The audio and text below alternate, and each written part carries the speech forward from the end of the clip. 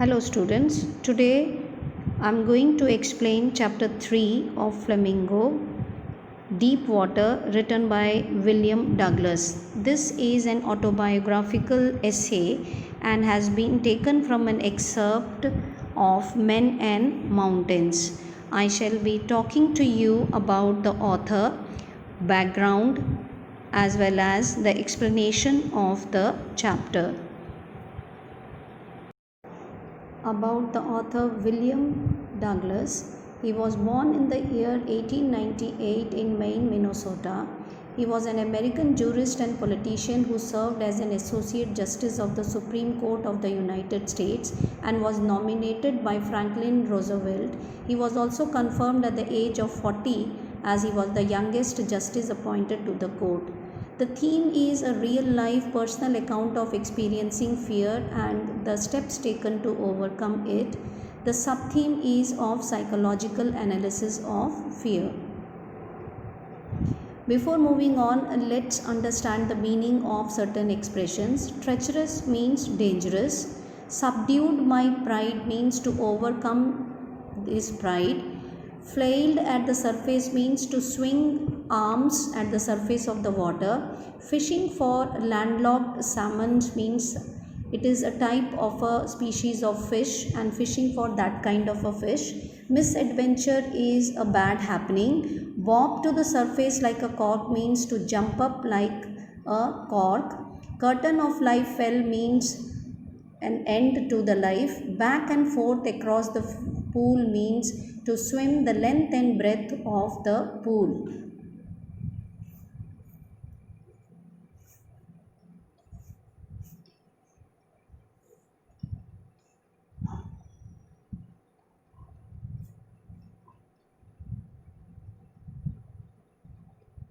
Let's start with the explanation. The writer narrates his experience. He was 10 or 11 years old when he had joined the YMCA swimming pool to learn swimming. He did not go to Yakima River to swim as it was considered as dangerous. This shows that he had a prior fear of water. William's mother had warned him not to go near the Yakima River and had discussed the various incidents of drowning also. He felt that the pool at YMCA was safer. The shallow area of the pool was only 2 to 3 deep, while the deep area was 9 feet in depth. The slope from the shallow area to the deep area was not steep. He also got a pair of water wings to prevent drowning. He did not like to wear the swimming costume which exposed his thin legs, but as he was keen to swim, he gave up his self-respect and wore it.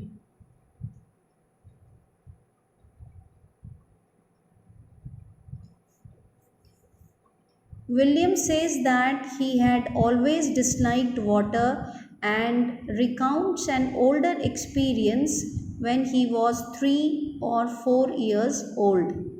He went to the beach in California.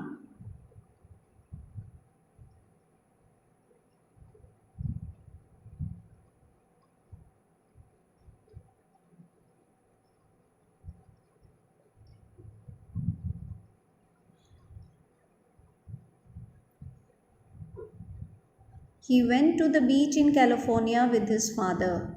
They stood as the wave leapt towards them. William stuck to his father to save himself, but the strong wave threw him down and he was covered in water. He was scared as he could not breathe.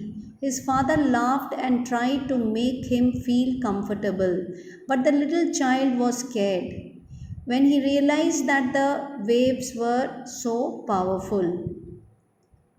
When William joined the swimming pool at the YMCA, the fear of water resurfaced in his mind. He gathered confidence by watching other boys swim and tried to copy them. He had done this twice or thrice at different occasions and had started gaining confidence when the incident happened. He had a narrow escape from death.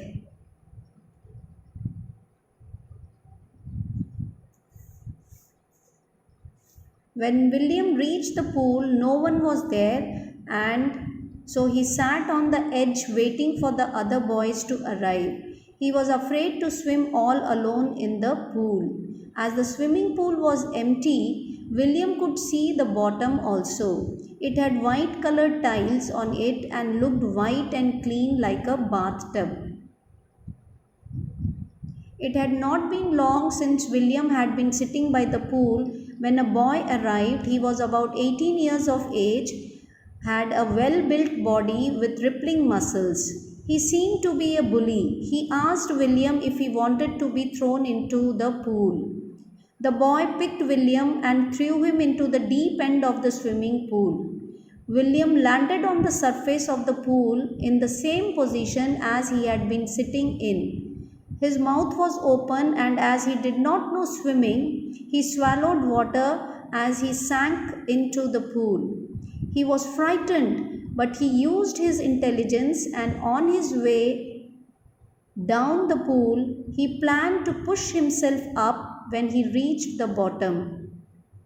He thought that he would make a big jump to the surface, lie on his back, and swim to the edge of the pool.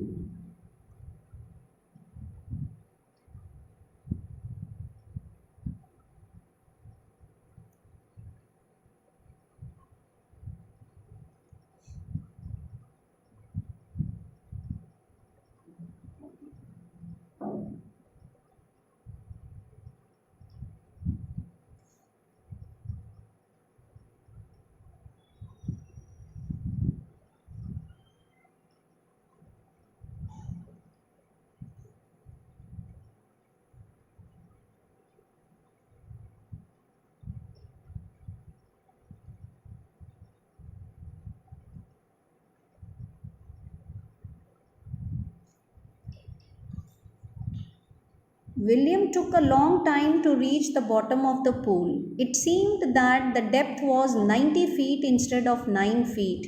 He could not hold his breath and felt as if his lungs would burst. When his feet touched the bottom of the pool, he gathered all his strength and jumped upwards. He had thought that the next moment he would come out of the pool, but the opposite happened. His movements upwards was slow, and when he opened his eyes, he saw water all around, which was yellowish in color. William got scared and tried to grab something, a rope, which would help him reach the edge of the pool, but he got nothing other than water. William was at a loss of breath and tried to scream for help, but no sound came out of his mouth. His nose and eyes came out of the water, but his mouth remained in it.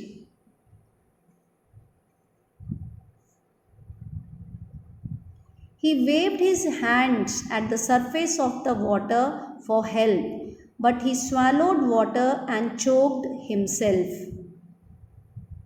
He tried to pull his legs up, but they were very heavy and lifeless. He felt that something was pulling him towards the depth of the pool.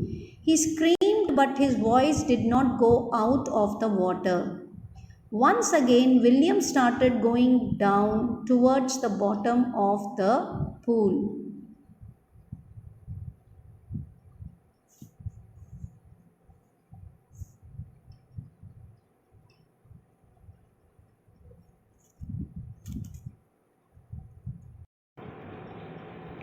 He realized that death was peaceful and only the fear of death was fearful. He recollects the words of one of the presidents of America, Franklin Roosevelt. Roosevelt had said that all we have to fear is fear itself. As William had experienced death and the fear of death, his desire to live grew immensely. He felt released from the fear and was free to walk up the trails and climb up the mountains fearlessly. With this, we conclude the chapter Deep Water, written by William O. Douglas.